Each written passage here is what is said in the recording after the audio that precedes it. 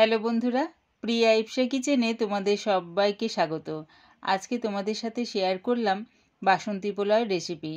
জলের সঠিক মাপসহ কিভাবে ঝরঝরে পোলাও বানাবে সেটাই আজকে ভিডিওর মাধ্যমে শেয়ার করলাম। রেসিপিটা ভালো লাগলে প্লিজ আমার চ্যানেলটিকে লাইক ও শেয়ার করে দিও। তবে দেখে নাও আমি এটা কেমনভাবে তৈরি করি।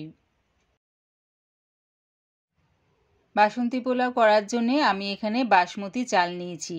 চালটাকে 4-5 বার জল পাল্টে পাল্টে ভালো করে ধুয়ে জলের মধ্যে ভিজিয়ে রেখেছিলাম 30 মিনিটের জন্য।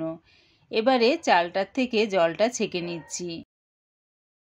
দেখো জলটা ছেঁকে নিয়েছি। এবার এর মধ্যে দিলাম 1/2 চামচ হলুদ গুঁড়ো,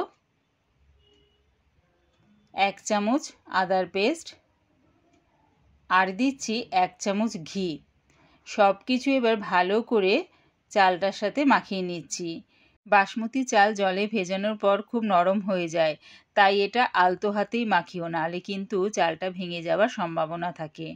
চালটা ভালো করে মাখানো হয়ে গেছে। এবার চাপা দিয়ে এটা 10 মিনিটের জন্য রেখে দিলাম।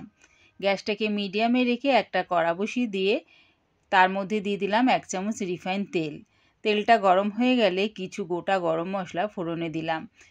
4টে ছোটো এলাচ, 4-5টা লবঙ্গ, 2-3 টুকরো দারচিনি, আর দিলাম 2টো তেজপাতা।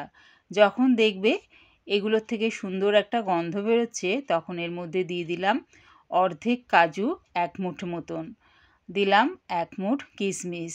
কাজু আর কিশমিশটা তেলের সাথে নাড়িয়ে চাড়িয়ে একটু ভাজা ভাজা করে নিলাম। কাজু আর কিশমিশটা হালকা ভাজা হয়ে গেলে এবারে দিয়ে দিলাম বাসমতি চালটা। চালটা দিয়ে সব কিছুর সাথে একটু নাড়িয়ে চাড়িয়ে নেব। চালটা যদি এরকম ঘিয়ের মধ্যে দিয়ে একটু ভাজা ভাজা করে নেওয়া যায়, দেখবে পোলাওটা খেতে কিন্তু খুব সুন্দর হয়। এবারে আমি দিয়ে দিচ্ছি জল।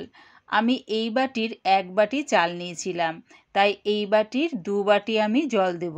যে পাত্রের মাপ অনুযায়ী চাল নেবে সেই পাত্রেরই ডবল জল দেবে। দেখো এই বাটির মাপ অনুযায়ী 1 বাটি চাল নিয়েছিলাম, তাই এর মধ্যে আমি 2 বাটি জল দিয়ে দিলাম। জলটা দিয়ে ভালো করে চালের সাথে মিশিয়ে নিলাম। এবারে দিলাম স্বাদ অনুযায়ী নুন, আর দিলাম 3 চামচ চিনি। পোলাওটা তোমরা কতটা মিষ্টি খেতে পছন্দ করো নিজেদের স্বাদ অনুযায়ী চিনিটা ব্যবহার করো। সব কিছু দিয়ে ভালো করে মিশিয়ে নিলাম। এবারে দিয়ে দিচ্ছি এর মধ্যে 2টো কাঁচা লঙ্কা। গ্যাসটাকে হাই ফ্লেমে রেখে চাপা দিয়ে দিলাম। তোমাদের যদি এই ঢাকার মধ্যে এরকম ছিদ্র থাকে, তাহলে ছিদ্রটাকে লবঙ্গ দিয়ে আটকে দিও। গ্যাসটাকে হাই ফ্লেমে রেখে চাপা দিয়ে আমি 5 মিনিট ফুটিয়ে নিয়েছি। 5 মিনিট পর চাপাটা খুলে দেখে নিচ্ছি। দেখো জলটা বেশ অনেকটা শুকিয়ে এসছে, কিন্তু এর মধ্যে কিন্তু জলটা এখনও রয়েছে। ভাতটা কিন্তু পুরোপুরিভাবে সেদ্ধ হয়নি। ভালো করে নাড়িয়ে চাড়িয়ে নিলাম। এবার এর মধ্যে দিয়ে দিলাম 1 চামচ ঘি। ঘিটা দিয়ে পোলাওর সাথে ভালো করে মিশিয়ে নেব।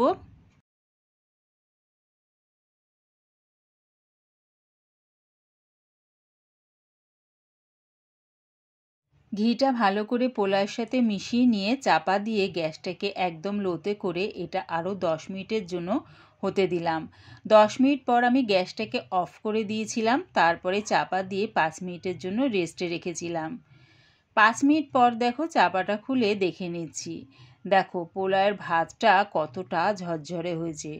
সঠিক যদি জলের মাপ হয়, দেখবে পোলাওটা খুব সুন্দরভাবে রেডি হয়ে যায়। তোমরা হয়তো গোবিন্দভোগ চাল দিয়ে পোলাও খেয়ে থাকবে। একবার আমার মতন করে এরকম বাসমতি চাল দিয়ে বাসন্তী পোলাও বানিয়ে দেখো। কেমন হয়েছে কমেন্টের মাধ্যমে জানিও। আমার এই পুরো রেসিপিটা দেখার জন্যে প্রিয়া ইপসা কিচেনের থেকে তোমাদের সবাইকে অনেক ভালোবাসা রইল। আমি এই বাসন্তী পোলাও পরিবেশন করলাম বেশ লাল লাল কষা কষা নিরামিষ আলুর দম দিয়ে।